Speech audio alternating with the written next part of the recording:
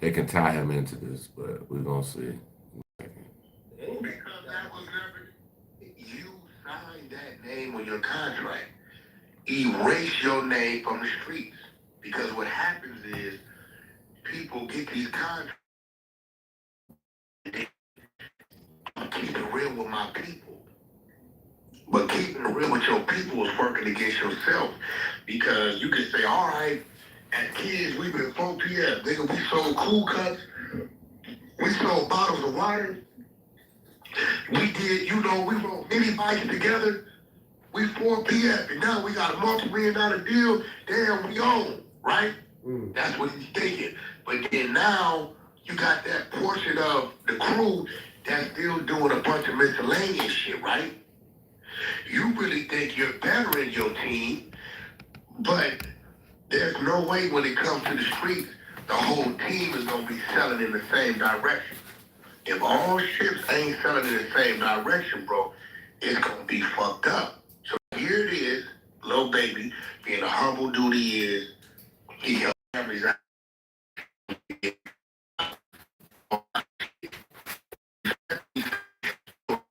Caught up in a bunch of poor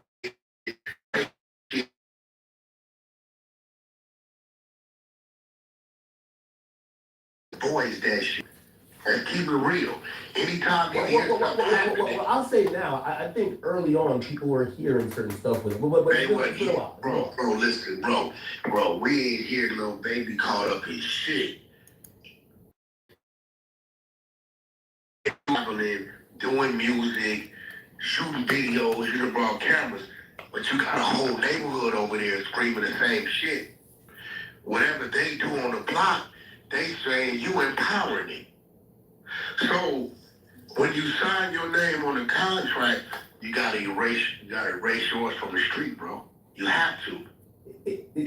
When I think about the whole thing with like Baby, like I feel like Baby he been on like a Dirk mission recently, like you know what I mean. He been doing architect. So before he said a Dirk mission, basically before Dirk was indicted and all of this stuff, he tried to clean his image up.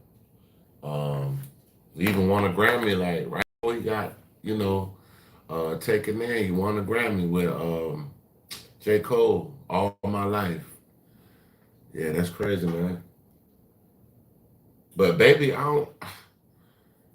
don't know. But anyway, we're gonna see. I just like he been trying to give us every single reason to appear or kind of look like he don't look like he's close to anything. Because that was never his intentions.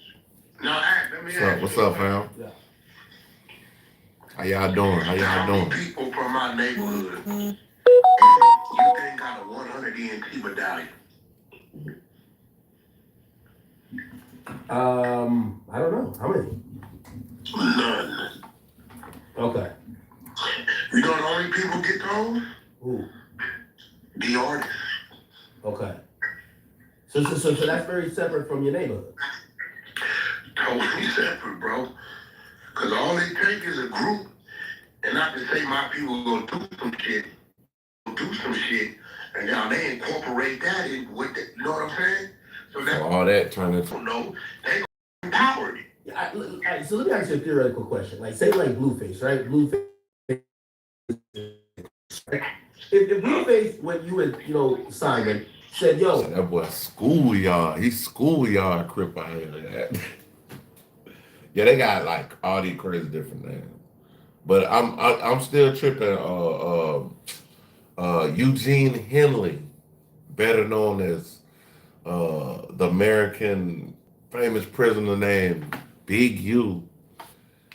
His nickname Big Draws, and then they say little tiny draws slap whack. So and they was at the show with Kanye West and them. I want to create this label called Schoolyard." I wouldn't let him do it. You would let him do it? Nope. You know what Blueface's homeboys wear around in that? What's up? Blueface. That's it. Oh. Like, nah, nephew, you can't. They wear Blueface, his stage name. So basically, he's saying like, all that like if you got a label or whatever, and you got street guys that's tied to the label, basically what they trying to say is you want to keep everything on the music side, the actual business side. And we need that more in hip hop. We need less street stuff and more business. Like the way Kendrick they're moving like in a business strategic atmosphere. Like, yeah, they doing music. They might be dealing with certain rappers and all this other stuff, but you know, they still moving on a more business like structure. Hold on, y'all. The video popped out. Give me a second. But yeah, until then, y'all can listen to this track I'm working on.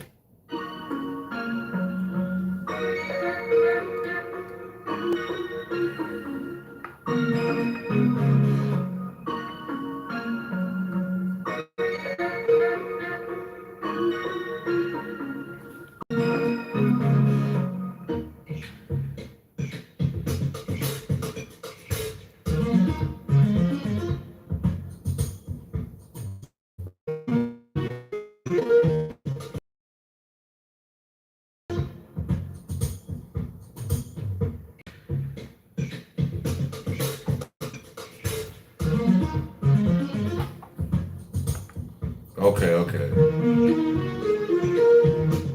We got to get back to that academic shit. Yeah, come on.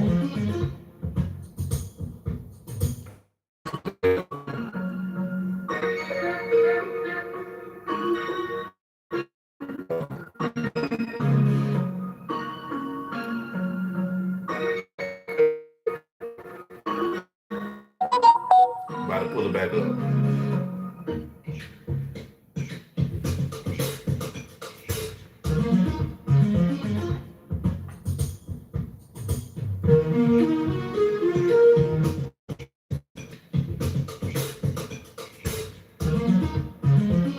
Hey, it's Jamie with Fastline Auctions. I don't got premium, exclusive. so. His security is correct. Real, but keeping it real is gonna go wrong, bro.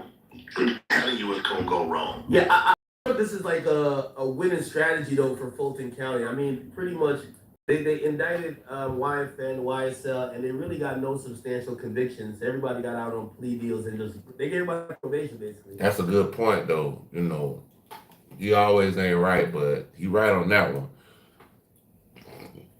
Fulton County basically tried to do a lot of RICOs in the last couple of years, and most of the people that enter these RICOs, they really got little to no time. You know what I'm saying? So basically, for them to bring it up for baby would be more money, and then the cost of it and all of that too. So, because they lost with that young thug case, because they really didn't get no. They got a conviction, but the man walked out of jail. So I mean, come on now. For them to not learn anything and come back again and now want to possibly indict 4PF sounds like some kind of, like, you still ain't learned? First I heard from him, all I know is this. I went on tour with Lil Baby 2019. Lil Baby, 42 Doug, Blueface, Marlo, and Lil Baby. Like my whole interaction with him, like this.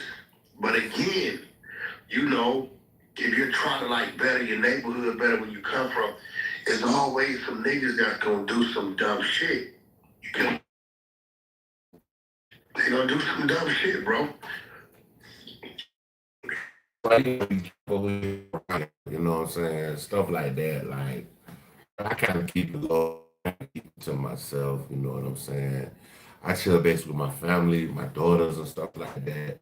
Got like one good best friend, and that's about it. Like, I ain't really, I ain't in the streets like that, you know. He did interviews about the YSL case, and also he because The feds was looking at Dirk because I don't think he want to say this because he kind of cool with the dude that's locked up right now, Brick Baby. The reason why the feds is looking at Lil Durk is because of Brick Baby. And also they said Dirk had people around him that, wore wiretaps and things like that. So his circle, that's why I say you gotta keep your circle small, like, you know what I'm saying? Like make sure you got a strong infrastructure, but make sure you good to, you know what I'm saying, your ultimate goal, which is being successful, if that's what you're trying to do. the son said, you know what, we're not going to prosecute this, and he felt like the feds was already taking interest in Dirk. And I mean, he was right. I said the same shit. When they dropped that gun case on Dirk and him and Bond had together. Yeah, that's specifically what we're talking about. I said it. I said they just not go just because your Cody get killed. Okay, this dude with You talking about Kane Vaughn? Sauce Walker and his artist, right? They just killed one of them niggas in Houston today, right? By the way, that's crazy, ain't it? No, that's just how it go, right? If you remember, they kept saying the Sauce Walker thing was some Memphis situation that got to do with Say So Pete. We ain't doing none of that. Listen, bro, Houston a big old place. See, No, you know what I mean. And you motherfuckers do that punk shit. Cause what you finna try to do is insinuate something, bro. It ain't that this nigga went down to Houston, my nigga. Like, no. Houston a big place. I'm not blaming Sauce at all. What I'm saying is that it's ironic that people said that murder of Say So P was some Memphis shit, and then all of a sudden this guy who his face gets shown in the media that he was in the car and he pretty much killed Say So P, he goes to the hometown of the other nigga who was also in it, which is Houston. Like, I'm thinking it's Memphis niggas. I'm like, why the fuck would you go to Houston if the other guy that got shot from Because it's the perfect place to hide out. So basically, Wack said the perfect place to hide out, but also too, we don't know why that man went to. So Say So P got unalived in Tennessee. We don't know why the person who was supposedly responsible for this, why he went to Houston. But I kind of want to hear how Wack trying to say it, but I don't know. It's kind of tough, bro. Like, but it might be easy. We might be thinking about it too hard. It might be the fact that maybe some guys from Houston knew that Sauce Walker down was going down to Tennessee, and basically they was like, "Yo," it was like we could follow them to, there or whatever, catch them there, and then go back to Houston. So it might be thinking it out too hard. I don't know. Guys from Memphis moved to Houston too. Memphis, Houston, and Dallas. Wait, repeat that. I don't know who said that. You said a lot of people in Memphis. Moved to Houston and Dallas, bro. It's a lot of Chicago niggas in Memphis. I understand that, but you just took this man's life and then go to Houston. That makes no sense, bro. Like, that would make no sense, bro. So it's probably leaning on more what I just said, more like they followed them from Houston, bro. And Dallas and then you gotta think about it. Who in Houston was really tapped in and looking at it like that to know that, oh, that's the dude that unalive Say So? The people in Memphis probably just recognize him and take him out here like that. That's crazy. He was running run down there. At the end of the day, shit gonna happen. Shout out to Charles.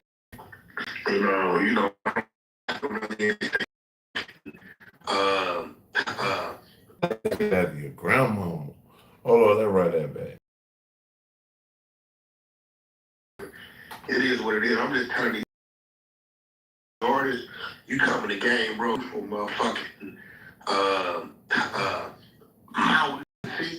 Nigga, don't come out with the Mount Tennessee Entertainment. Nah, nigga.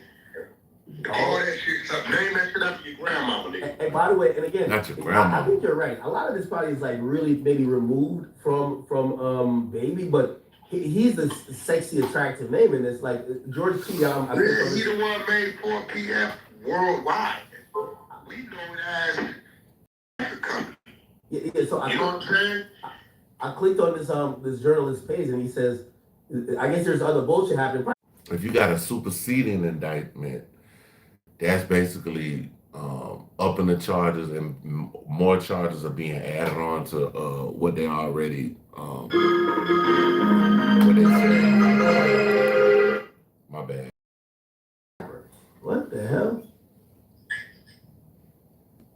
Yeah, I ain't gonna lie. It's definitely a bad deal to kind of claim anything. That's really what happened with Mo3. They were like the two from Mo3's on the line right now. Was a baby. They said Mo3 was, I guess, like had a relationship with his child's mother, and from that, like those two together, saying basically he told him to do this because Mo3 was messing with his baby mama. Now 5 years later, full circle, Yellow Bee's name get brought up in it, and he locked up now. And Yellow Beezer was laying low, like he wasn't. When Fulio got killed in Jacksonville, killed in Tampa. The craziest thing about Fulio is crazy. Well, these niggas is goofy. Now they talking about loose cannons not in the feds. You ain't seen that? You just fuck. Let me tell you something, bro. Whenever you on the collect call, that motherfucker say global, tell me that nigga's in custody. Yeah, he's definitely in custody, of course. What do you think that he's telling? If Loose Cannon can't tell nothing that he ain't say publicly already, man. They'll bring him into the interrogation room. Loose Cannon told on himself. That's exactly what happened. Loose Cannon got on camera and implicated himself in a lot of stuff.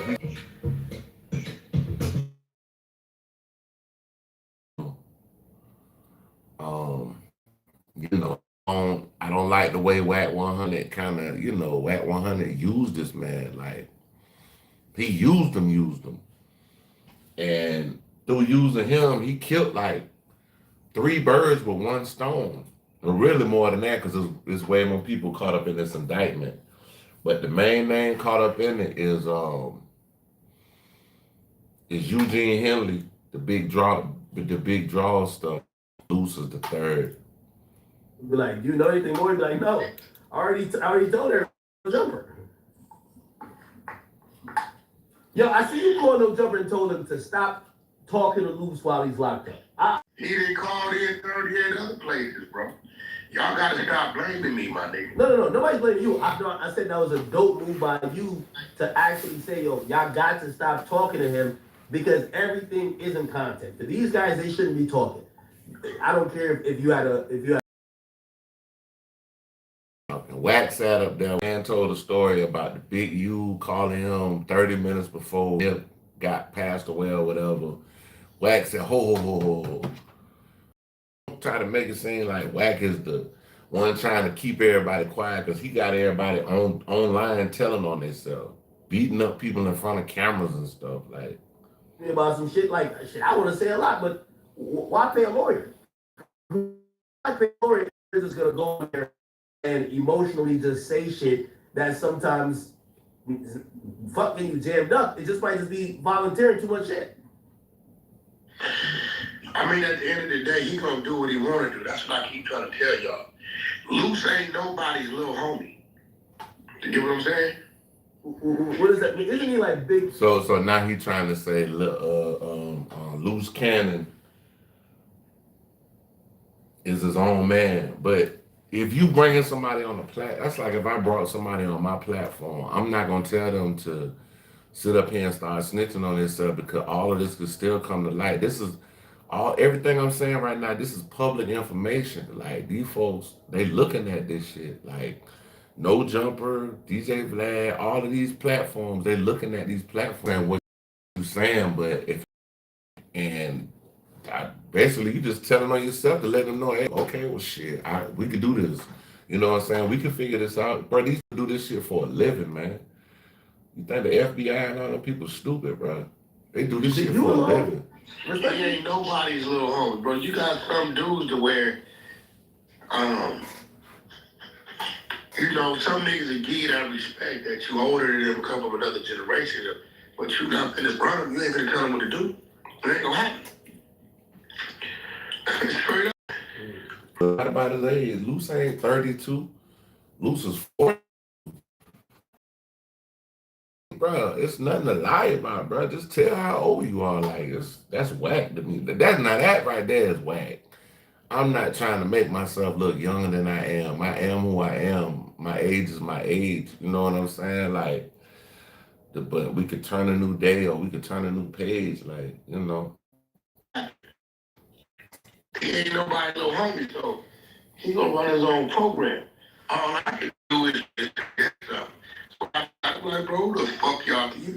Whack basically controlling, the aspect of being next to another man. But if I brought this man on my platform, bro, why? Why would I let him just jump out the window and put himself in a whole fucking rico, bro? Like, why? Why would I do that shit, bro? Like, that's not cool, bro.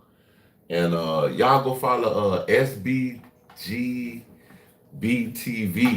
The dude, he be breaking it down. Like he got some lies, man. The man be going live 4-5 hours talking about this shit. You know what I'm saying? But yeah, y'all go check him out, man. He got some good content, bro. And Wack actually has called in, so you know what I mean. So you know what it is? Like, I think sometimes when like you're next to it. See, Act said it. Act said the same thing I just said. Act said, you said, nah, bro, you shouldn't say what you shouldn't say that.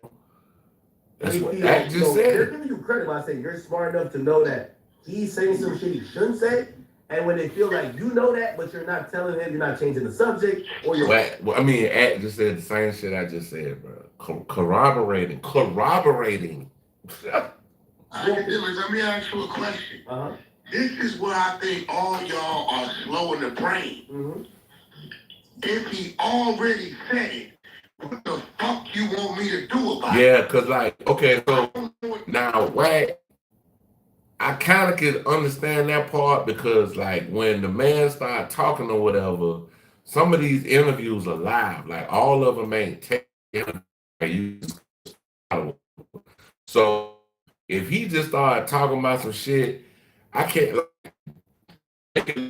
like they're not gonna be like, oh no, especially on a live interview or podcast or whatever. Like a man started talking about something and then you tell, oh no, don't say that. It make it look crazy right there too. Cause that still can alert the police, man. That's still. I ask you, so what's your relationship with Big U, or why did y'all fall out? You think I know what he about to say? No. He said it. So you want me to do what? What do you want me to do?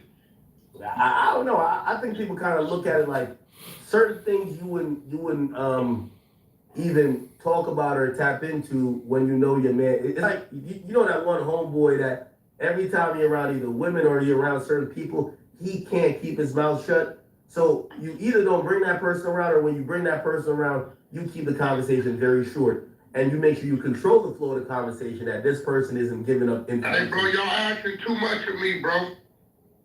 That might be that. You asking way too much of Wack, bro. That might be that. Let me tell you something about the other side over here, bro. And you see this floor? For it to run. I don't have to be here for content to get dropped, for scheduling to happen, for the floor to be protected. You know why? Everybody. You got to know your role. Like everybody got a role like to play. So that's why I tell everybody like keep your circle small. So like basically if you self-sufficient and can do everything yourself, keep your circle very small, man. Keep it very small. Everybody know what to do, and that's what I'm used to. It's a pup. When I go back to track and field or pop line football or even my little crew on the block, when we was some little dusty ass niggas with the clubhouse I built in the backyard. You get what I'm saying? Everybody knew what to do. You get what I'm saying? Yeah. Oranges, and you got the apples and grapes. Y'all bring the clubhouse, put them on the shelf. You make sure you sweep the carpet. I'm gonna make sure, nigga, I'm gonna go make sure we got the peanut butter and jelly. I got the extra bread. Don't worry about that. Like everybody knew what to do. We had one nigga, he was an expert at fixing bikes. So when we get to the backyard, it was his job to go through our bikes, make sure it wasn't. Everybody know what to do. We had 3 out of the 8 of us that were straight fighters. Niggas could fight. Anytime somebody wanted to come fight, there was a 3 niggas fight. You get what I'm saying? I'm used to everybody knowing what to do. On the football field, the line know how to block, the quarterback know what to do. I'm a running back. Everybody knows what to do. When I come sit down with you, bro, at your studio, keep it real, act. You don't have to babysit me. Turn the camera on. Yes, I am. You know what I'm saying? Just turn the camera on. Let's talk, bro.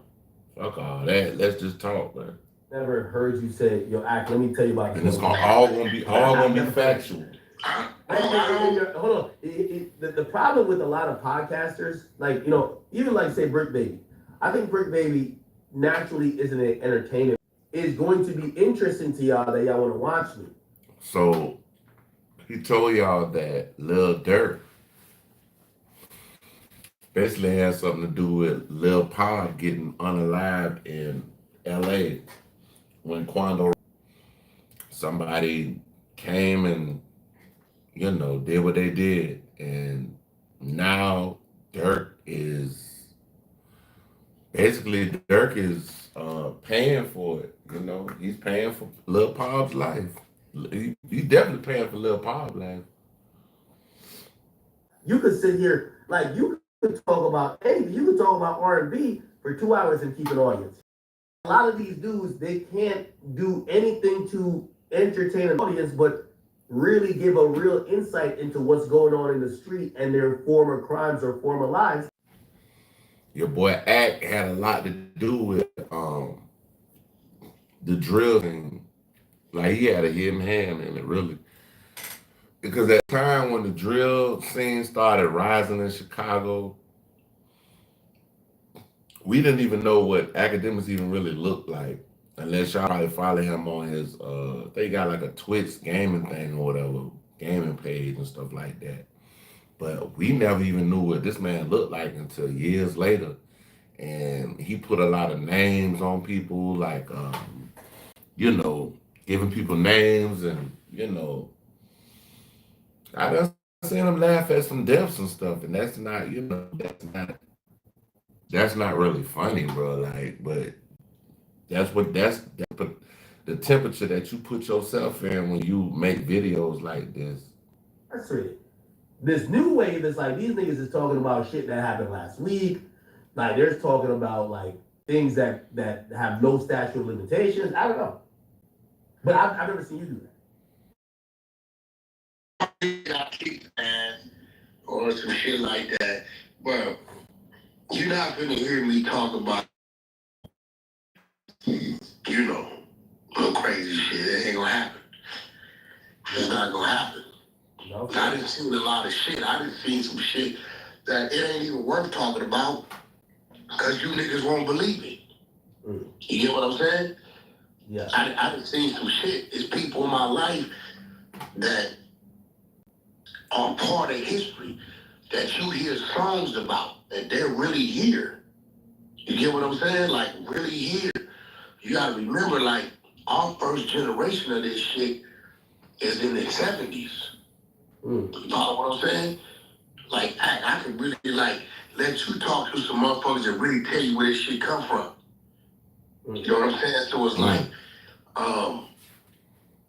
those people that, I mean, these niggas that shoot a nigga at 2 o'clock, nigga, they dropping the song at 3:30. I done been with you, act niggas sending you shit. Yo, we just spun the block on them niggas. Remember them niggas last week? That nigga said, nigga shot a nigga at 2 o'clock and dropped the song at 3:30.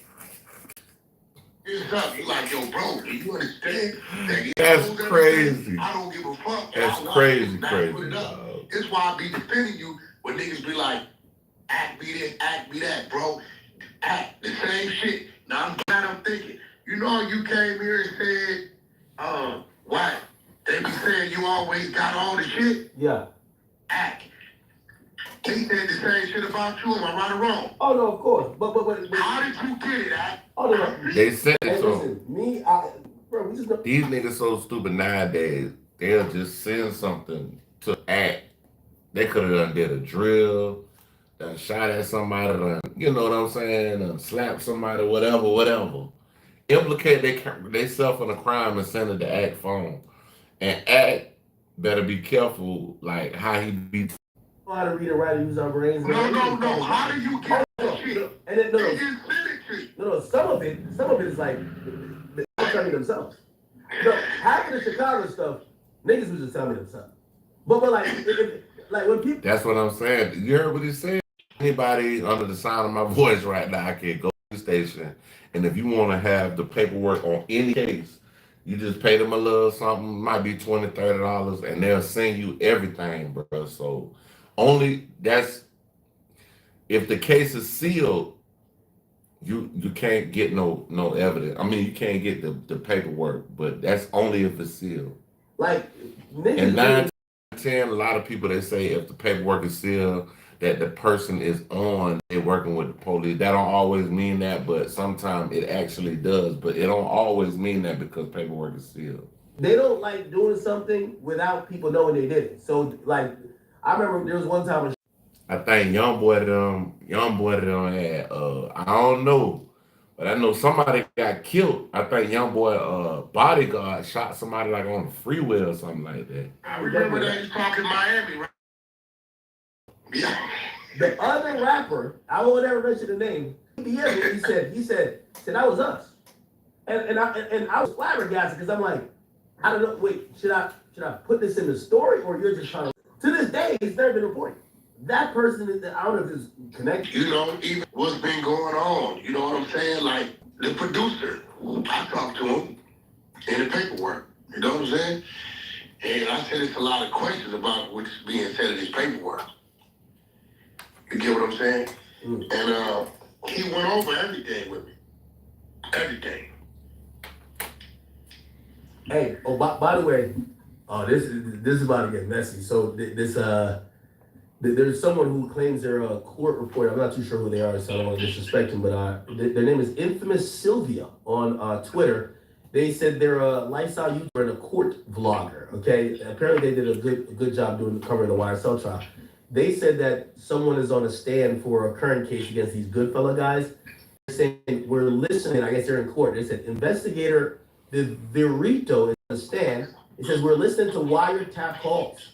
And someone. So that's what they saying. They saying that Lil Baby basically got caught on wiretaps trying to put a hat out on somebody.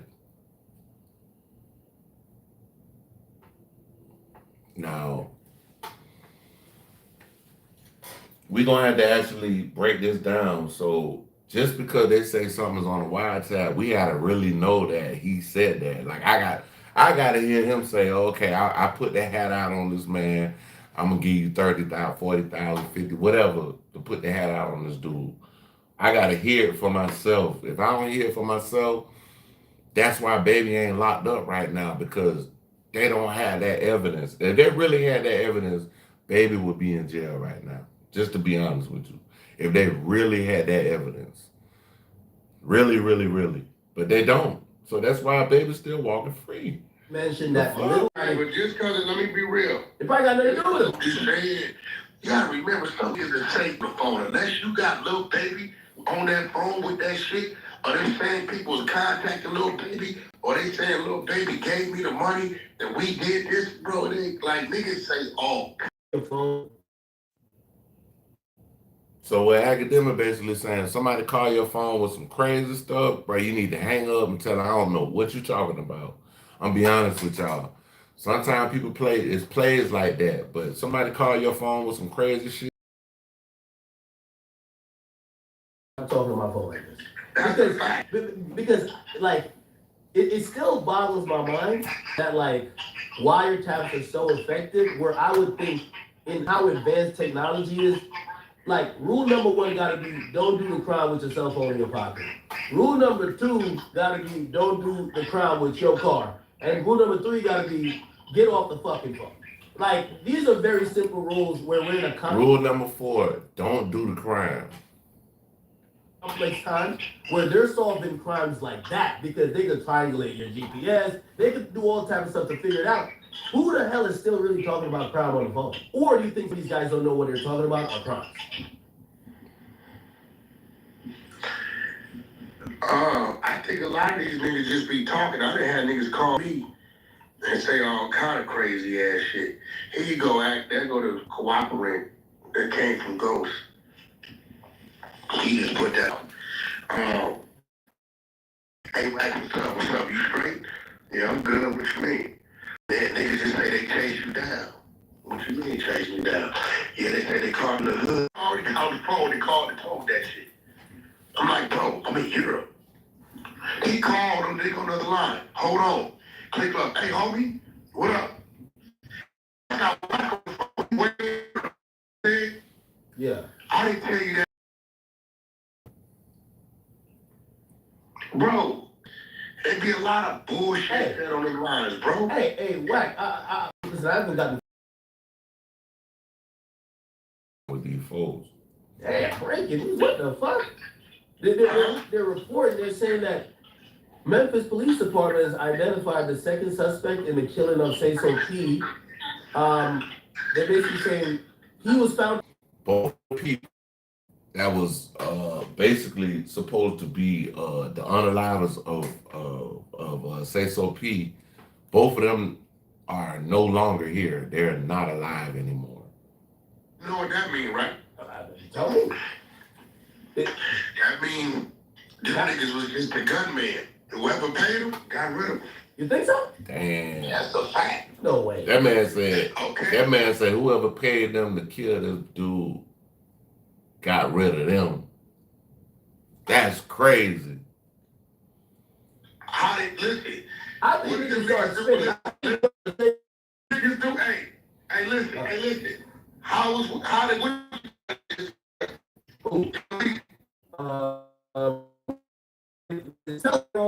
It's like that whole yellow beezy stuff, bro. It's something going on with that, bro. It's something fishy with the whole yellow beezy shit, bro. Like you come 5 years later, bro. 5 years later, but you already got 2 people locked up for crime. So it's kind of like, kind of make you think a little bit, though. Your shooter is gonna tell. The 2025 shooter is going See, to Wack talking about something dead gold. And then Yellow Beezy was supposedly gonna pay that $40. I guess they don't price on freedom, but still. Hey, listen. For that one to come up knocked down and the other one to come up knocked down, a nigga cleaning his backyard. Come on, man. That's the fact. Come on. That's the fact. Bro, come on, hey. How many mafia movies have we not seen this year, bro? Look, Godfather Part 2. Celebration in the house, Reno, Nevada. Yeah. Right? Tony, Mikey's in the on the move, and everything go. What Mikey say? If my hunch is right, when you find the gunman, they gonna be dead. When they found him, was they dead? Yeah. Because they know if they find him alive, they gonna torture him in jail. So If you telling me both gunmen, right? Well, I haven't gotten full confirmation that the second. But the other one is dead. Jaden Dandridge, the one that hopped out of the car without a mask and walked right into the stove, he dead. Like, they got him out of here. It's like they knew this nigga was gonna get found. He knew that niggas never know. But now, the only nigga left right now is the driver. And let me tell you what's so scared about being a driver, right? Hopefully, the driver was contracted by the two gunmen. Because if the driver was contracted by the two gunmen, then the nigga that contracted him don't know who he is. You get what I'm saying? If not, that nigga on the run, he ain't running from the police. He running from the boogeyman. Now, this is what we gonna do though, bro. Because it's done with us. We saw you clam up, lock up on this Kanye. I'm gonna turn it over to the floor. This is right. Who's finna run lead on the question on the Q&A in here? Where we got AP in here, take that one in. Hey, well, why do you figure that out? What was your thoughts on? I think most of my thoughts are caught in the video. What were your thoughts on him wearing that outfit, him wearing the chain, him wearing? Okay. I feel now you know I know Ye a little bit. I didn't travel with him, kicked it with him. Ye for one platform, right, to shed light on, hey, you make money up our pain music, our misery, right? So what I'm gonna do, I'm gonna turn what you guys represent, and I'm gonna make money off your pain and your misery. The slick part about what he's doing is the Jewish community can say, hey, I find that offensive, but then he's gonna say, hey, me as a black man, more of my people died than yours. This is his play. Okay. Again, before they hit me with questions, do you, so some people, and I thought to myself, if Kanye shows up in a black KKK outfit, should I do the interview, or is that me as a black? Like, if I would have went in there, I probably would have did the interview with him but I probably would have asked him some different questions. You know what I'm saying? Like, I wouldn't have been glazing like how this man glazing, bro. Like, you know what I'm saying? Like, how the interview was a glaze fest. So, like, you know, for me, you know, I'm just like, I would have asked him some more poignant questions, you know, because I feel like, you know, my mind just worked like that as a Gemini, you know what I'm saying? And shit, my birthday a day before Kanye. My birthday the 7th of June. His birthday the 8th of June. So like we both Geminis. I would know how to talk to him. I would have asked him more different questions than that shit. Man, just bow that's just anti-black to do that. No, yeah, why did you do it? You told me I should have interviewed Luce. Why did you do it? See what I'm saying? It's content, bro. You can't. I think you should have did the interview, right? What I'm saying is, you understand, bro. Yeah, but one's not gonna put someone in jail though. Like that interview put that. Hey, bro. Hey, let me tell you something, bro. I'm gonna be real. Like, listen, bro. On some real shit, to the Jewish community as well as to the black community and other communities that have been affected by what that symbol or that uniform represented, right? It was highly offensive, right? The majority of people are gonna. So I know what he's trying to do, an uphill struggle. Would you have told him, yo, Kanye, go change things? No, I wouldn't have told him that because I understand, and I told you this, ain't no preparing for this interview. When you walk in there, you're going to be in his world, and it's going to be whatever you want. You don't know what it's going to be. The nigga standing up. I saw you try to sit down and get comfortable. Shit didn't work. Get that ass up. Move this, move that. Stand your ass right here, and this what it is. That's yay. And let me tell you this. You know, so getting on that point, I did say to myself, rip up the You ever hear like, yo, everybody got a plan until they get punched in the face? Like, you gotta rip up the game Ain't plan. no game plan with him. And I'm gonna be honest with you, honestly, because I didn't have that much of a big camera crew. Like, we had like 2 VR cameras, and I had like a vlogging joint. And what they had told me, because his team said he wanted this whole like extensive like look for what the interview was gonna be, like the silhouette thing where it's like dark, but it's like a spotlight thing, and you can't see nothing. And I was thinking, That's usually how he does his shit. yeah, and I was thinking, I'm like, all right, so this is gonna require some production people, some gaffers, all type of things, and it worked in my favor because we got to use what we had, and it came off more authentic. Like, as soon as it started unfolding like this, I said, listen, I want to capture every moment that no matter if this never comes out or it doesn't happen, this is going to be a record of what's going on. Can I give you some good news and bad news? Because I know Jay. What's the good and bad? Good news is I think you did a great job following his direction and following his lead. Bad news is you fucked up and you probably will never get another anybody. Why do you think that? Because when he told you to get on that jet, if you would have got on that jet, nigga, you would have came back to the movie. The fact that you did, I know him. Yo. That nigga does me the same way. Look, bro, I swear, watch this. Ye tell me, whack, pull up. I pull up. This is no lie. The nigga, he ran out of gas, bro. The nigga literally ran out of gas on the 4053 off ramp. Yeah. I pull up, right? Boom. Like, what's up, bro? He like, whack, I'm out of gas. Let's go down here and get a gas can. Nigga, now we 4 deep in a Rolls Royce. Me, Ye, 2 his dudes. I get the gas, we put the gas in there. Ye say, y'all drive the thing, follow us. So I'm like, Ye, where we going? He like, Van Nuys Airport. We go to Van Nuys Airport. We pull up, right? We get into the valet. I said, Ye, I want to discuss the business with you. He said, okay, come on, you get on the jet with me.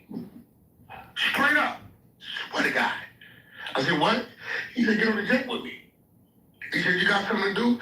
I said, as a matter of fact, I do. He said, okay, well, if you want to discuss the business, you get on the jet. I thought about it. Gus said, get on the jet. I jump on the jet. We shoot the motherfucking Milwaukee, Minnesota, some shit. Right? We land, Diddy's son, there was some basketball came, to the Justin LeBoy, everybody here, right? So we get on the jet, Ye started talking to me about what he had going on. I said, yeah, I want to talk some business with you. He said, first of all, I had to complete my thought. If I don't complete my thought, there's no way I'm going to hear your thought, right? Long story short, I didn't end up talking to this nigga about what I had to talk about until 4 days later, 4 days later. What? It's a fact. I'm telling you, but watch this. I get home, he sends me a group text. It's me and his assistant. Hey, check in with Wack. Let him know where we're going. Wack, you're open and welcome to come wherever I am. Finish with you, let's keep it going. I waited in the morning, Wack, booked me some studio time. Booked the studio time. What he liked was I didn't show up just because I knew where he was at. Right? He hit me, Wack, pull up, I pull up. Next thing you know, I don't know. This is a legend. They say somehow Wack had something to do with some other tape they had with Kim Kardashian and them. They said they basically extorted Kanye, allegedly.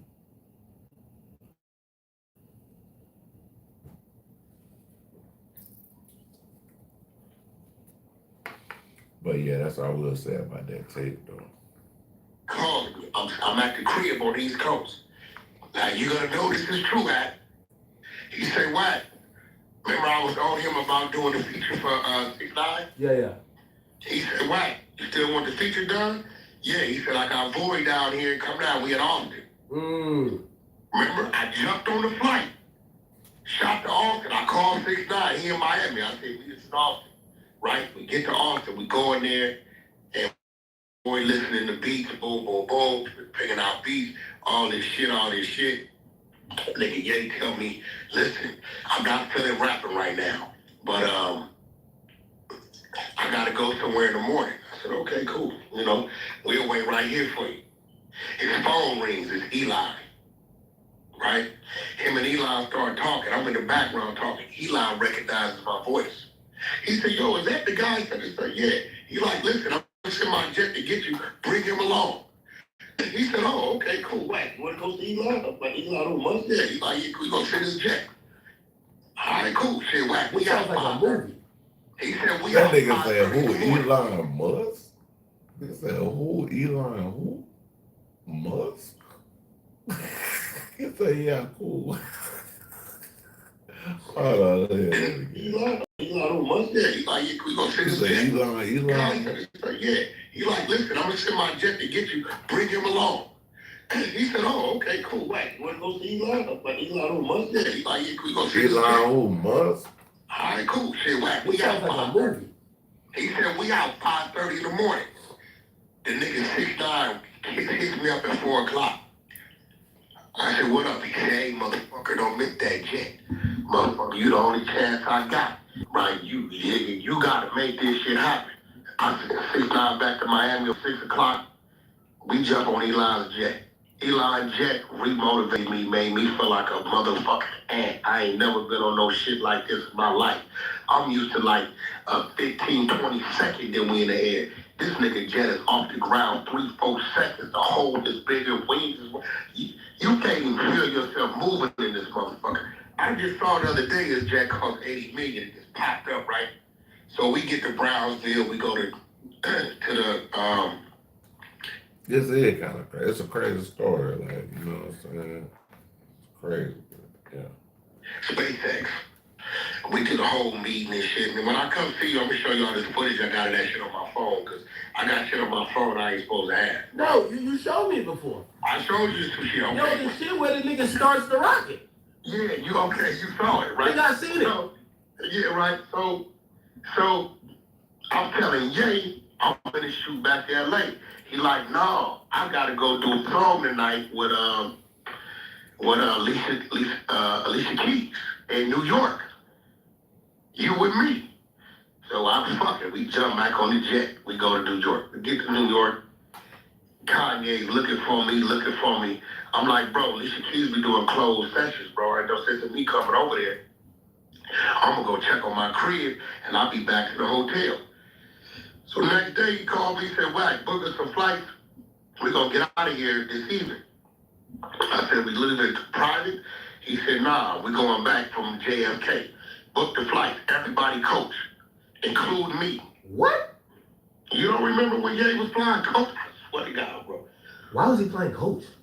Listen, everybody, I'm going to answer one of your questions everybody wondering about. So we go in the motherfucker, I don't want to fly coach.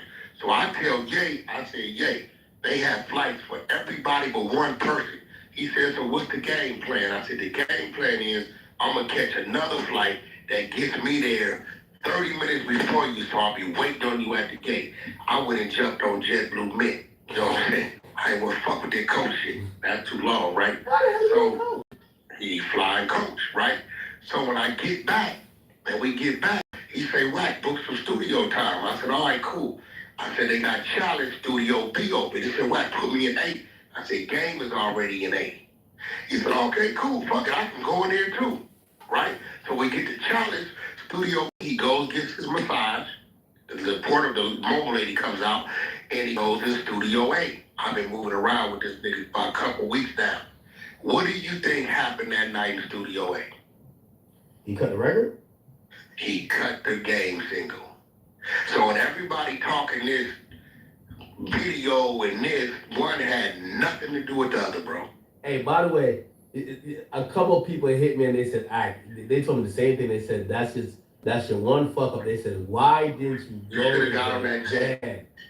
If you would have got on that jet, bro, let me explain something to you. You probably would have came back with a couple million in your pocket. Whatever he had going on, he'd have cut you in, paid you some points, and that nigga you would have had a movie. You should have got on that jet, bro. Damn, you just made it seem like I should have been up in Japan right now. You should, bro, he was gonna give you a seat on the jet. It probably wasn't nothing about 5 people gonna be on the jet. The nigga jet carried 16. Like, you should have got on the jet. When you make sacrifices for him, he sacrificed for you, bro. You should have got on that jet. Now you got me thinking. Hey, what did you take away? And listen, I'm down for whatever Q&A you had set up. What did you take away from his answers? I mean, he's not backing down from some of the things he said in relation to Jay-Z. I think he's poking the bear, bro. He's poking the bear. He's doing it harder than he's ever done before. Now, I'm gonna be honest. No, he's poking the bear, fucking with Kendrick, bro. He taking shots. The fuck, Kendrick? That nigga said, bro. He said Drake is way better. He's correct. He's correct. Yeah, you're gonna agree. No, he's correct. There's no good we done already did this 18 times. We don't gotta waste time. We know your point of view. We know my point of view, right? He also said that the Super Bowl, the halftime show was whack. I mean, come on now. And he also insinuated that the only reason why Kendrick got the Grammys was based upon they were against Drake. And he also said, number one, nigga, not you. I mean, Kanye West is And he said Kendrick ain't got no hits. Like, you know that ain't true. Okay, maybe the last one ain't true, but Kanye West is the greatest hip-hop artist of all time. He's always number one. And Drake's my guy, and I still say Kanye is the greatest hip-hop artist. Oh, yeah. Drake's his guy. Nigga, Kendrick is the savior of the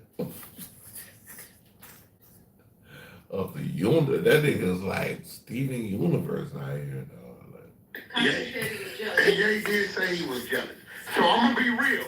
Right now. He likes right now, Ye, you my nigga. Ye, you know you my nigga. You my nigga, Ye.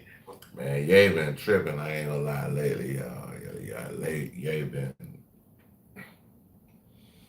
Ye been on some other stuff, dog. Like right now, bro. Right now. If I was Kendrick, I would take off on his ass. If Kendrick got the edge, I think now, I'm gonna tell you why. Kanye to rap battle.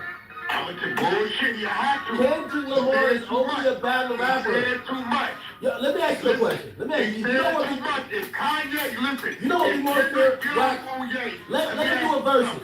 Kanye would be in 20-0. nah, I ain't gonna lie. Hold on. I feel. Hold up. Because so I feel whack on that one right there, though. So if Kendrick was to go up against goddamn Kanye, Kendrick gonna win, bro. He gonna win, bro. He definitely gonna win that one.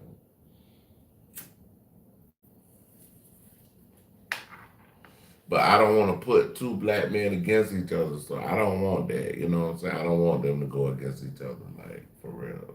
20-0 in the verses. But if it gotta be done, it gotta be done. Right. So, Lil Baby recently, they're saying that he's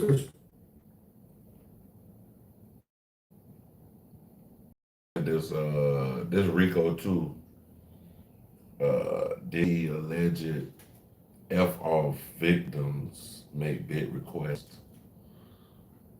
Can you believe we're just weeks away from Diddy going on trial? And the stakes are high. Not only has Diddy been in jail since his September arrest, but it's officially confirmed his ex-girlfriend Cassie is expected to take the stand to testify against him. She won't be testifying under the moniker Jane Doe. Instead, she's planning on using her own name. However, federal prosecutors say Diddy's other alleged victims won't be doing the same. I'm Elizabeth Milner with Law and Crime. Our analysts have suspected for a while that Cassie Ventura is indeed victim number one. Now, the allegations laid out in Diddy's federal indictment match almost to a T her federal lawsuit against her ex, which was settled a day after filing. But since then, Diddy has faced 2 more superseding indictments, and now more victims have been. But federal prosecutors say testifying under their real names would cause them significant embarrassment, anxiety, and social stigma. Cassie's now settled lawsuit arguably opened the floodgates to where we are today, and her suit laid out a roadmap where prosecutors could take the case from there. For weeks, not only then as victim 1, we thought Cassie would be the only victim. Then came victim 2, 3, and 4. It's unclear who they are.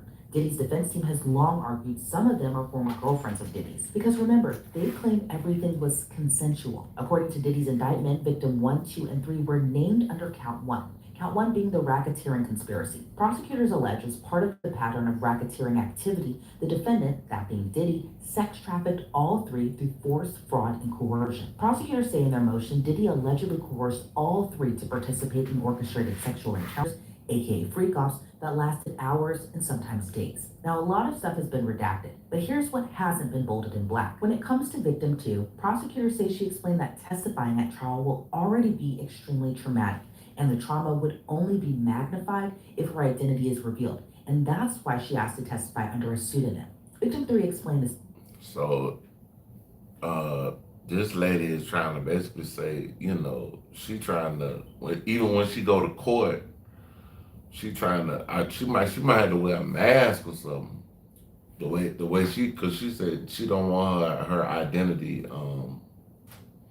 She wants to protect her privacy and the privacy of her family, prevent harassment, and minimize humiliation. And the same reasoning was echoed for victim 4. The government in their motion wrote, quote, "The practice of allowing alleged victims of sexual abuse to testify under a pseudonym has been widely permitted because requiring alleged victims to publicly provide their names could chill their willingness to testify for fear of having their personal histories publicized and may cause further harassment or embarrassment." They went on to say, quote, "In light of the explicit nature of the conduct that the witnesses will be testifying about, victims have lived." I do kind of understand that though. Like, somebody might not want their face to be seen in this trial because they might have another, some more shit going on and they don't want it to, mess their job up or whatever. So I feel that, like, I mean, shit. Hold on, y'all. Keep playing my beat, Bridget. Floating in crypto tax confusion. Ain't got the Relax with Coin Tracker.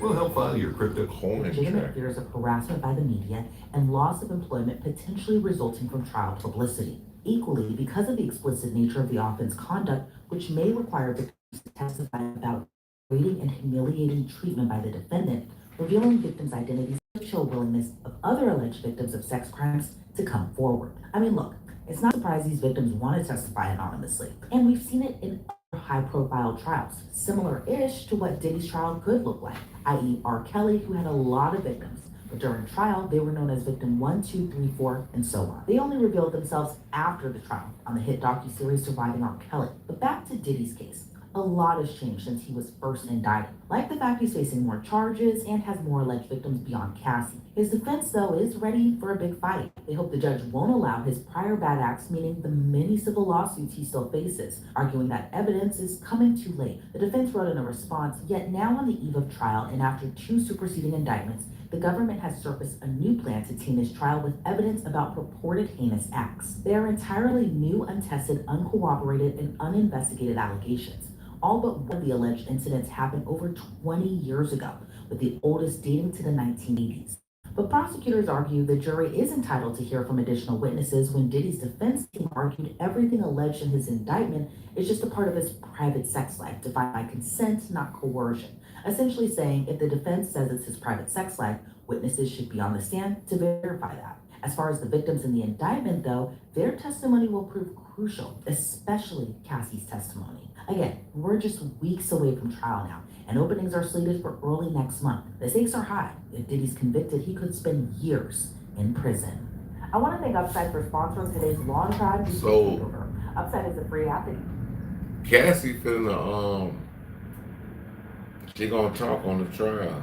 That's crazy. See real cash back on gas, groceries, and you can even use it at restaurants. It's super easy to use. Just click on the app, pay as usual using your card, and get paid. And it's actual real cash back too. You can use it Upside at places like Shell, Exxon, 7-Eleven, and Chipotle. So to find out how much you can earn, click. We have 13 new lawsuits against Sean Combs we're going to talk about, including from a reality TV show. Click the link in the in the case, and she's the when she filed her own civil lawsuit in November 2023.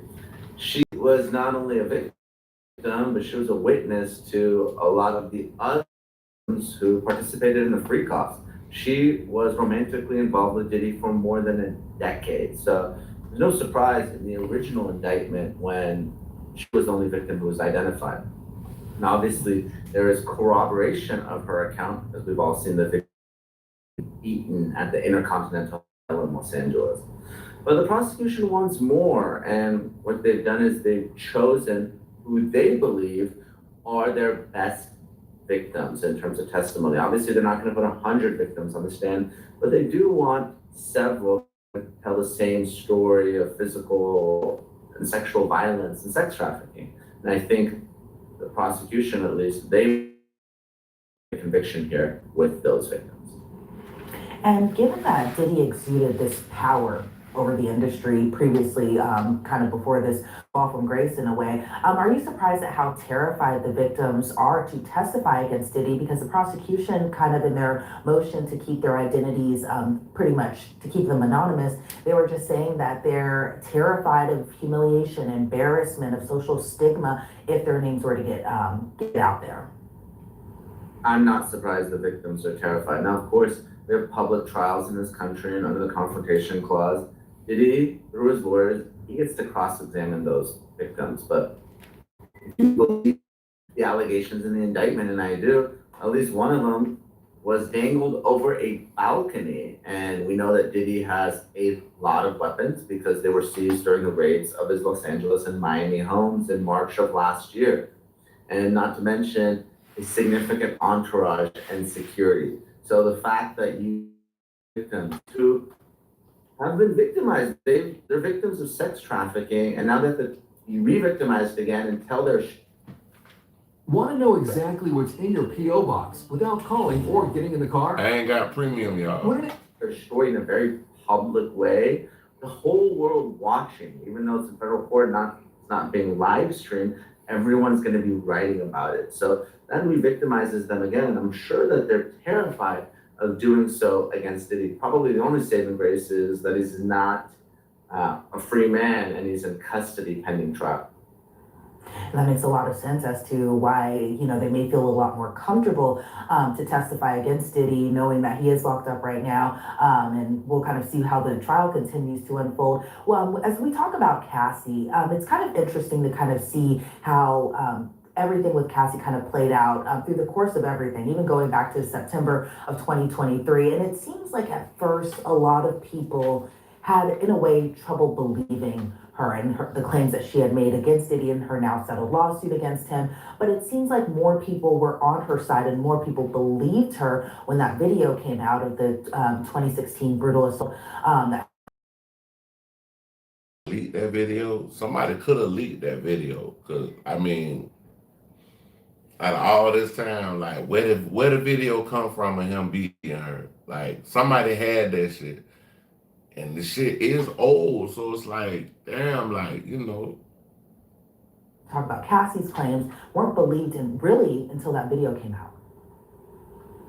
This is very common. I represent a lot of victims. I don't have any of the Diddy cases, but we've sued a lot of people in the entertainment industry. We've sued Kanye, Lizzo, Jason Derulo, we just got a big verdict against Soulja Boy. So, we sued Takeoff for sexual assault before he passed away. So, I understand the psychology of a victim, and oftentimes they don't want to come forward because people will shame them, they'll blame them, they'll call them liars, they'll say this is a money grab, this was all fabricated. Let's not forget, Diddy, through his lawyers, denied everything Cassie Ventura said. Even though he settled her case the day after it was filed, even after his homes were raided, he denied everything. Only when CNN got that video. That video. Just that video. Last year, did he find went on social media and he issued his apology? I didn't think it was particularly, but it was the only time that Diddy admitted to anything happening.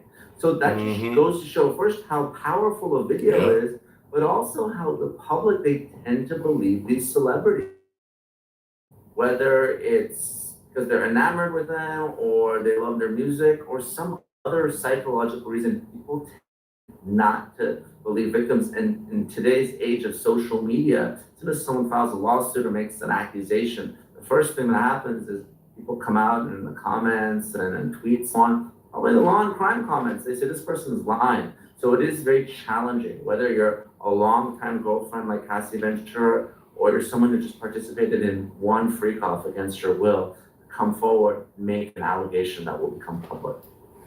And I know a lot of people are anxious to see what her testimony could look like. What do you think it will look like? She was with Diddy for years. However, the defense claims, everything in their relationship was consensual. But what do you think under direct specifically, her testimony could look like? I think she'll hold up on direct, and it sounds like through her lawyer, she is eager to testify, and I think she'll do well. I think she's out of that abuse cycle, and now she's probably seen strength in numbers where other people will come forward. It's also important to note, oftentimes abusers, they don't just abuse one victim. So it's really hard for the first person to come forward, but when that person does, whether it's a man or woman, oftentimes that motivates others to come as well, because they say, well, look, I have a similar story. And, I see strength, I see power in this person that's come out to stand up against her abuser. So I think we're going to see a more powerful, a stronger, a more willed Cassie Ventura on that stand. And I think she'll do well. But of course, And she about to spill all the beans, bro. And it's gonna be a lot of people that's gonna be there. She's gonna have to talk about it too.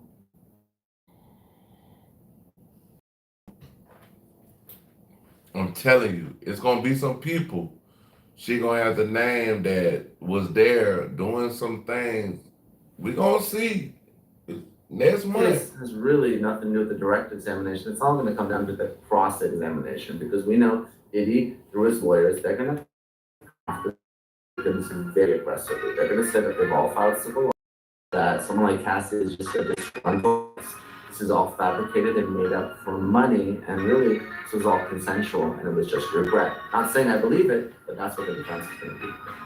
And I imagine they'll be very intense when it comes to that cross-examination, but I'm wondering your thoughts on how intense they'll actually be, because, I know we had discussions a couple weeks back about Cassie, she's now pregnant, but I don't picture them, or hopefully not in a way, them just yelling at a pregnant woman. If I were a juror on the case, I would just kind of be like, what is happening? But how intense do you think this cross-examination will be, given that they've been broken up for years, given that she's married now and she's a mother now to about to be 3 children? But what do you think it'll look like, and how do you think a juror will kind of interpret an intense Man, Diddy it's over. It's over for him. cross-examination like we may be anticipating? Well, this is my prediction, and I think it will be something similar to another very high-profile case, and that was Johnny Depp versus Amber Heard. I predict we will have a female defense attorney handling the cross-examination, so it's not an overbearing man. That's something that we typically see in these cases, but I do think the cross-examination will be aggressive. So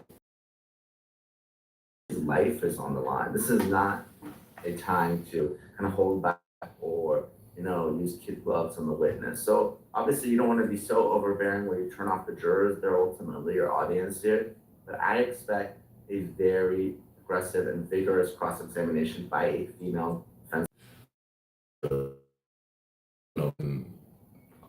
Cassie or whatever, but that ain't gonna do nothing. Shapiro or Tony Garrigo. So I know when she does take the stand, that'll be interesting to see how that plays out. And I want to ask you about the indictment, specifically the second superseding indictment. Are you surprised prosecutors filed it just so close to trial? We're seeing more charges now. There's more victims now since the indictment, the first indictment back in September. But why do you think they filed it so late? We did see some tweaks with the most recent indictment, and you're right. And normally you don't see a superseding indictment one. Now, typically judges don't like it, but it's really up to the defense to ask for a continuance because they need more time. The defense in this case is not asking for a continuance, in large part because Diddy's in custody and he wants to push this case forward as quickly as possible. I think what you saw happen, some of it were technical changes.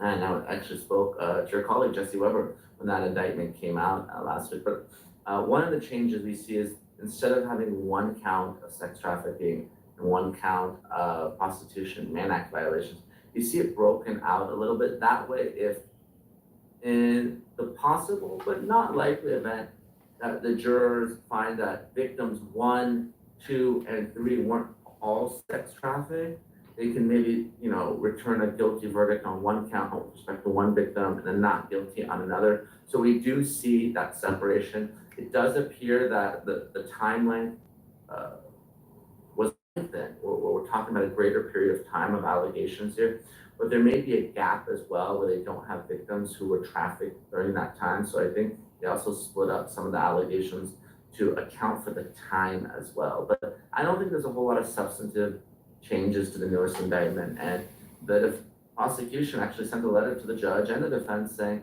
even though there are additional charges, all this evidence has been produced in discovery already. So there's nothing new here. And therefore, there's no good basis for a continuance if the defense were to ask for one.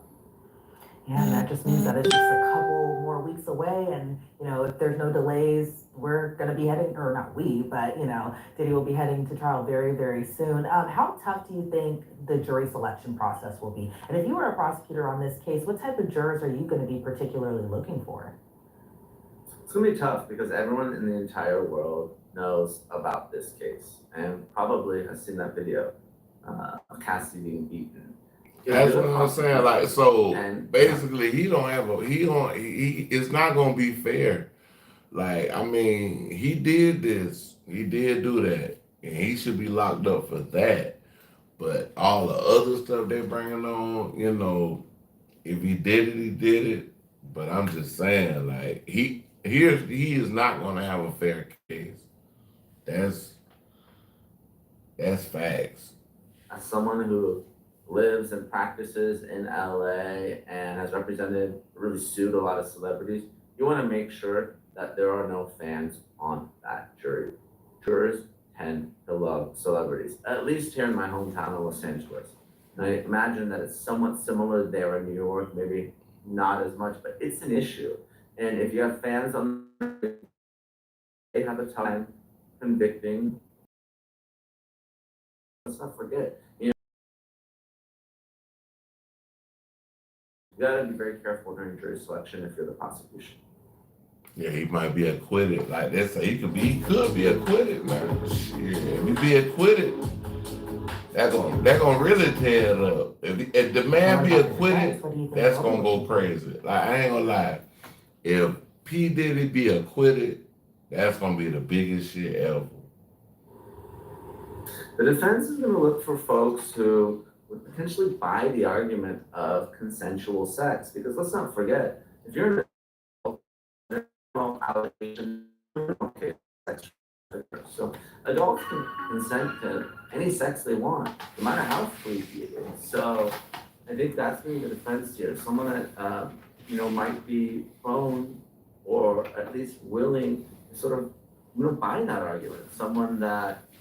And obviously, you're not going to ask personal sexual questions of the prospective jurors, but you can get a sense of, well, you know what? This is a juror that might say, even if it's some sort of group sex activity or orgy or being filmed or whatever the case may be, that juror might believe that this particular witness or victim might have consented to it. That's the exact juror you want if you're the defense here. And those jurors will be lining up. I believe that they're going to be taking pretty much hundreds each day. So again, we'll just have to wait and see how this all continues to play out. Amani, always love having you on. Always appreciate it. Love your insight. Before we sign you off, though, looking back to September of 2023, Cassie first filed her lawsuit, to now, we're in April of 2025. Are you surprised that we even got to this point? It still kind of boggles my mind sometimes. I am surprised. This is what I believe. I truly believe that had Sean Diddy Combs paid Cassie Ventura what she demanded, and it was reportedly $20 to $30 million, we would not be here today. Let's not forget, Cassie was up against statute of limitations. They have opened it. I believe that when it was closing in November 2023. So they were negotiating behind the scenes. Reportedly, we don't know for factor. Diddy was only being paid $10 million, which really amounts to 1% of his $1 billion reported net worth. Had he just paid her what she asked for, we might not even be here today. So the fact So that you're basically saying that, we're gonna go back. We gotta run that one. Wait. We gotta run that back. We believe that had Sean Diddy Combs paid Cassie Ventura what she demanded, and it was reportedly 20 to 30 million. Had he paid what she was demanded? I said that in the beginning anyway. All he had to do was pay the damn woman. If you would have paid her, none of this shit would have came up. You probably would have still been diddy bopping all over the world, nigga. $1 million, we would not be here today. Let's not forget, Cassie was up against the statute of limitations. New York State had opened it. And I believe that window was closing in November 2023. So they were negotiating behind the scenes. Reportedly, obviously, we don't know if this is accurate or not. Diddy was only willing to pay $10 million, which really amounts to 1% of his $1 billion reported net worth. Had he just paid her what she asked for, we might not even be here today. So the fact might not that be here today. He told the truth on that. We might not even be here today on that one. Very telling. In my opinion. From Grace really just felt like once it started, it just. Nima, again, thank you so much. It'll be very interesting to have you back on, or not interesting, I should say, but it'll be very great to have you back on once that trial starts. And always appreciate your insight. Thank you so much for your time today. Of course, great talking to you, and I'm sure we're going to talk very, very soon. Absolutely. Diddy still remains in the Metropolitan Detention Center in Brooklyn, New York. His next hearing. I'm going to Brick Baby and Loose Cannon. We're going over there. I ain't got premium, but the video is from Poetic. Y'all shout out Poetic Fly Program. I spoke directly to somebody who was in the courtroom, don't like Loose Cannon and Brick Baby, so you're gonna have the other side of that. And I also spoke to a courtroom reporter who was also there as well, who's unbiased. So we got the real, unfiltered, true story of exactly what took place today at Brick Baby's court hearing and at Loose Cannon court hearing. On April 7th, Brick Baby and Loose Cannon will call into the No Jumper show where they will tell the fans that they are coming home April 9th. That's because they had a bond hearing that Wednesday, and they both anticipated being released. The reason that they were so confident about they were going to be home on April 9th, the Wednesday, was because both these dudes have put together pretty strong bond packages. Brick Baby in particular, his mom put up a multi-million-dollar property. So they for sure thought, I mean, even if you give him $1 million bond, he's going to be home the same day. So they for sure thought the judge would have considered giving them bonds. It didn't turn out like that, bruh. I'm not even gonna extend this or try to make you guys wait for the answer. They both were denied bond. They both got denied for similar reasons. Prior criminal history, they both have an extensive rap sheet, and their conduct ever since the investigation started. The court will point to them not being 100% confident that Brick Baby or Loose Cannon won't interfere with the court process if they're able to go home and fight this case from home. They would also point to, they believe that they're both threats to society, right? Especially with Brick Baby, they point to how Brick Baby had a firearm on his hip live on No Jumper a day before his arrest. So they believe that if you weren't acting right while knowing there was an ongoing investigation a day before your arrest, then what makes us think that you will act right? So both got denied. Now, this don't stop them for reapplying for bond, but right now, this made me think, just, honest, this made me think that if they was telling, they doing some weak ass telling. Because if they was telling, they would have let them out. I'm just being real.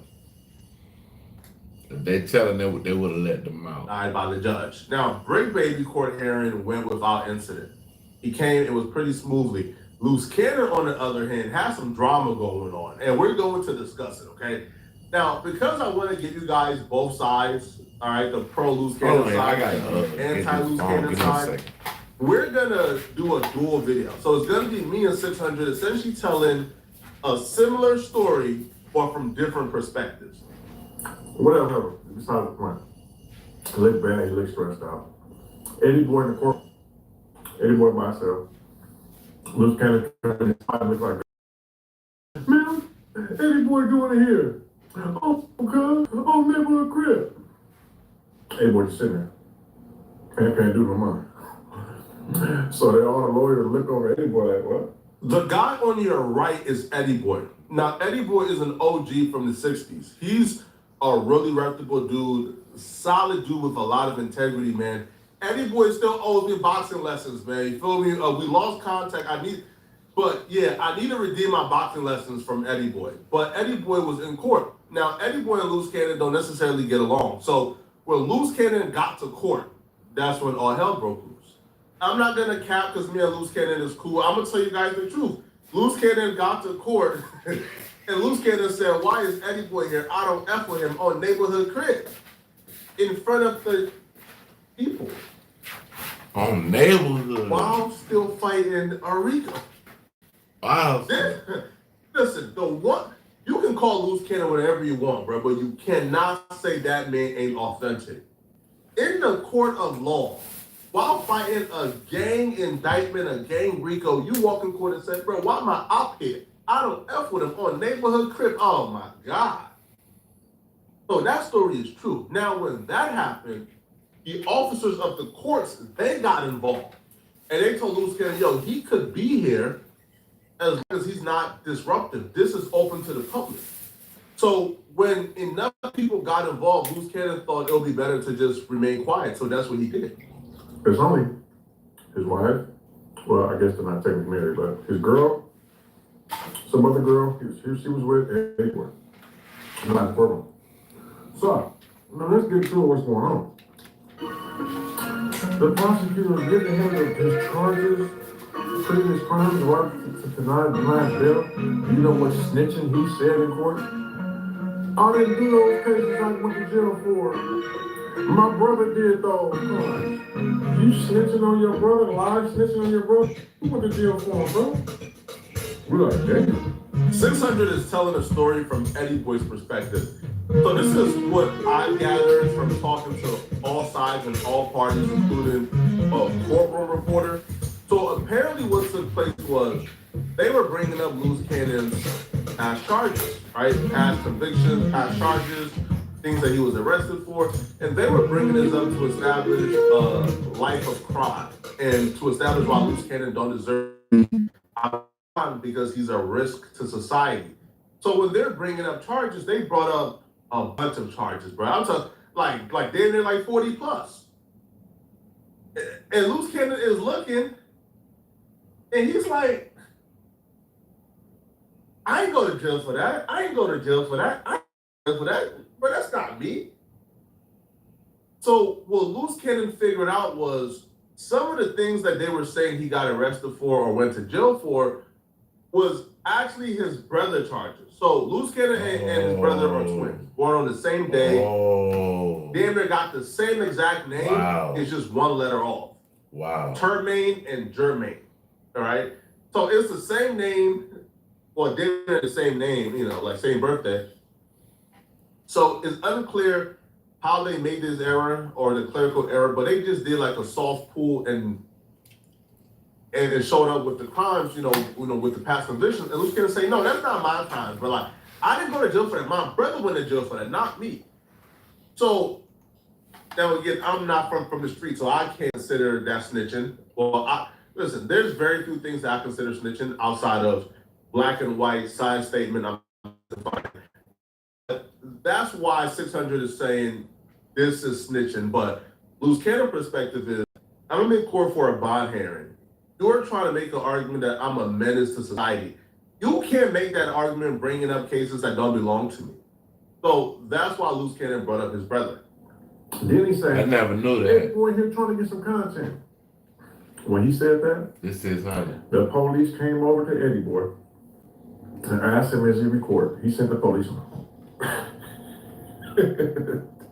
He crashed out over there, man. He was mad. He was like, "Man, I wish I could record it and told you what they doing, man." Oh, and their boy that no jumper fight, he's in trouble.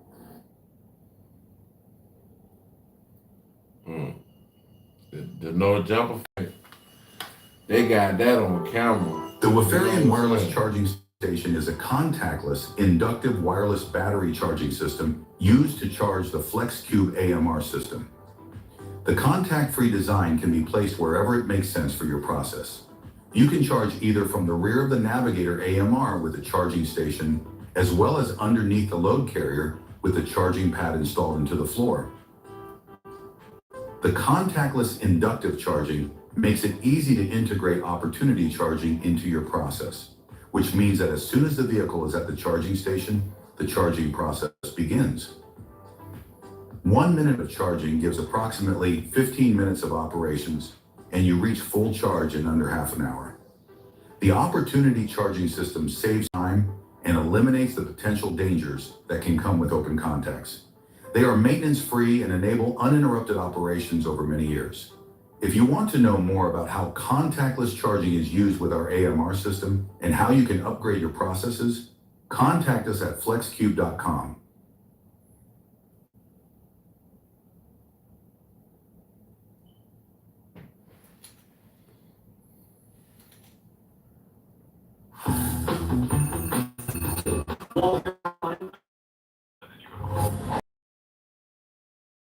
Repeat, step away from the wax. Here's what you gotta do. For a smooth beach bod, use the Wall Manscaper Black Ops to get an extreme precision trim. You betcha.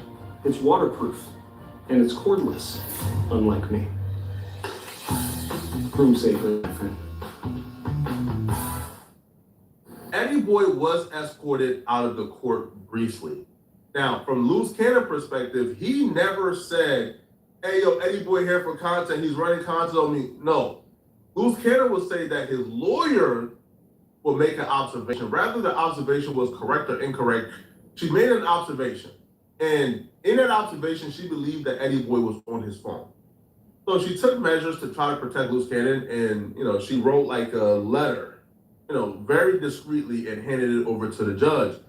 And when the judge read it, the judge ordered the officer to walk Eddie Boy out to see if he was recorded. Eddie Boy wasn't recorded, so he was able to return back into the courtroom. They use all that online stuff he been doing, bro. They using that. They don't want to let him out because he's saying he's an enforcer, the way he'd do and talking about people's family. They also asked Eddie Boy, would Eddie Boy like to press charges on Loose Cannon for talking about his family? Eddie Boy said, no, I'll read to him. And then they said he's lying, causing confusion about violence, lying about fights in the jail. And there was never no fight, which we knew that, but I wasn't gonna speak on it because I didn't technically have the proof. But now when the prosecutors say you're lying, there was no fights, now we can talk about it. So, Loose Cannon is just known as, you feel me? He's not no rolling 60. Never was, never will be, right? Loose Cannon and his wife would say this never happened, and they would say this is not true. Now, I can only let you guys know what I've heard. So I spoke to Loose Cannon, I spoke to others. Now, they didn't really tell me about that particular part. What they told me was that the fight that took place outside of No Jumper, that was brought up. And they brought up that particular thing because they believe that shows Loose Cannon's character, that shows Loose Cannon is a violent person. And the fight that I'm referring to is the fight with Jay Reed, where, we seen Jay Reed get punched out, who Jay Reed came with get punched out. They were and they might plan on charging him with that. Who knows? But they brought that up to him FaceTiming Big. I never met dude in my life. He said he had that. That's the first time I met dude. And he never went to school with us. He ain't played football with us. He ain't never been around with us. Hung on a block. Never seen dude before in my life. And I've been around him for all my life. I ain't been to the pen and been gone for years. I might have went to college for a semester, came back. But I've lived, all my addresses been in the 60s. I have one of them in Inglewood. Most of them, all nine of my addresses. So, I don't know, dude, you know what I'm saying? And he's just known to be a lot. Talk himself into an indictment. I guess one of those robbers that's in the indictment, somebody made a statement on him about the robbery. No footage, a long time ago, right? This dude went on there talking and corroborated a story, an incident that someone already told him about. So, dude, so let this be a message to somebody out here who's on the line. They're using all that stuff, bro. If you've been LA really stood up and was offended by what they had seen. My homies was bloods, because Cuz just From every set was a sale.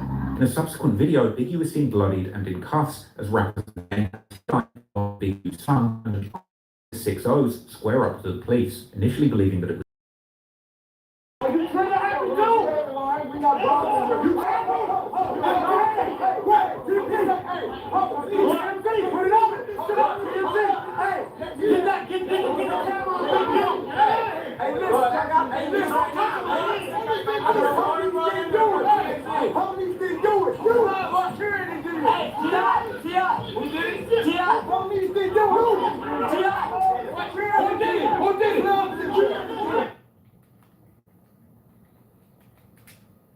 IRS e-file is now open. Snap your W-2 and file your taxes 100% free. Plus, get roughly 37% 1040 returns. No schedule except for earned income tax credit, child tax credit, and student loan interest. File now.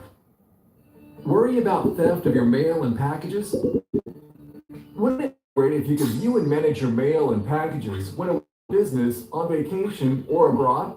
Want to know exactly what's in your P.O. box without calling or getting in the car? Are there times when you would love to have an address or phone number to use instead of your home address and personal number? We can help with your complete digital mailbox from iPostal One. You can manage your mail and lots more, all in one place, 24/7 from anywhere. You choose a mailbox address at any of the thousands of shipping stores or office buildings in our international network. When your mail arrives, we'll take a picture of the envelope or package and send you a notification. From there, just log in using our app or website and tell us what you want to do with each item, such as forward, scan, schedule a pickup, discard, or shred it. We'll do the rest. You can also add a phone line to forward calls, listen to voicemail messages, and receive faxes. You'll love the ease, convenience, and security of your complete digital mailbox powered by iPostal One. Stay connected 24/7, save time, stop mail and package theft, and protect your privacy. Sign up today.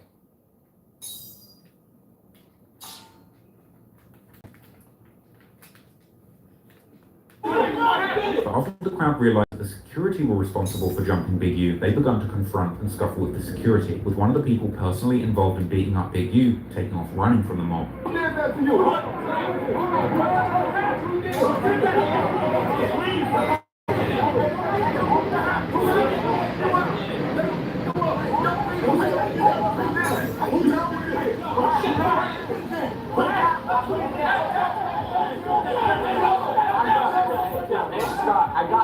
Then, rapper the game even squares up to security himself, ready to fight.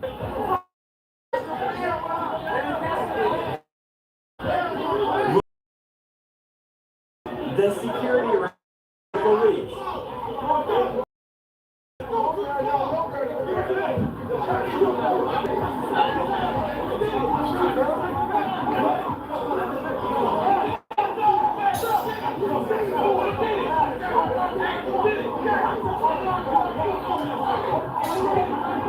Then, what sounded like young Rolling 60s members ready to crash out would escalate things further, looking for those responsible and saying that they had never seen Big U in that sort of state, with everyone trying to remove them from the situation before things escalate and get deadly.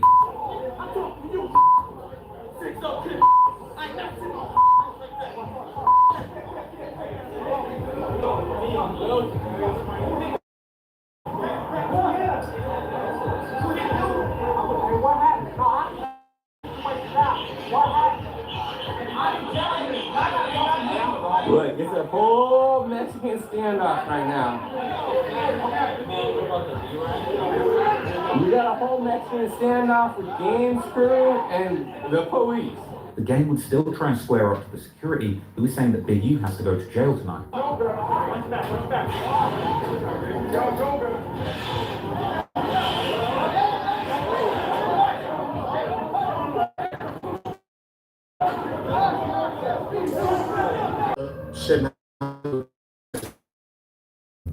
Wasn't any evidence or cases relating to murders.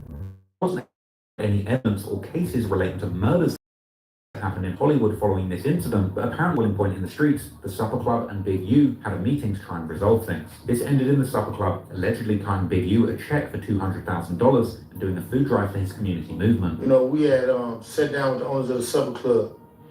They wrote me a check for over $200,000. We used about $70,000, $80,000 to do a food giveaway, toys. It was amazing. The Supper Club's giving all these free toys to the underprivileged, right? And so I start talking to Big U, the organizer of the event. How come now the Supper Club was so keen to be involved? Well, we've been messing with them since back, you know, that Instagram we had, you know, they want to reach back, reach out to help the community. For me, being able to take something bad that happened to me and turn it into a positive, instead of continuing to that to be a negative, that's what I'm all about. Supper Club later put out a public statement suggesting that Big U was the victim of a rogue security officer who took things too far, saying that Big U was not arrested and had no part in the violence. The club owners distancing themselves from the security that were working that night and promising that they would never book them again. Clearly, Big U was flesh and blood, like any man, and could also be caught slipping. But just as clearly from what came after, he was a formidable force in the streets who wouldn't accept this kind of violation lightly, and nightclubs would seemingly be a regular target for extortion attempts by Big U enterprise. The 2020 complaint would outline a situation where Big U them T.I. and Wiz Khalifa to turn up to an event in exchange for 33% of the profits. These artists never turned up, but Big U demanded a $30,000 payment from the club, plus more of the profits, despite not keeping up his end of the deal, with a taped recording depicting Big U pressing the club owner and promising to tear the club up if he didn't get what he wanted, apparently vowing to bring 5,000 Rolling 60s members to destroy their club if he wasn't paid the money. And famous people weren't safe either. The criminal complaint would mention a litany of celebrities and athletes that had paid Big U a checking-in fee when coming to LA. Checking in being an extortion method that out-of-town people often fall into, as they're pressured to get into contact with the local gang members, this often involving payments for protection and to not get robbed. The criminal complaint explained that checking in was a street tax that had to be paid to guarantee safety from gangs and criminals in the city. According to the complaint, the Big U enterprise claimed control of LA and expected to collect tax from entertainers in the city conducting certain types of legit or illegal business. The criminal complaint outlined an incident where boxer Adrian Broner and his friends were part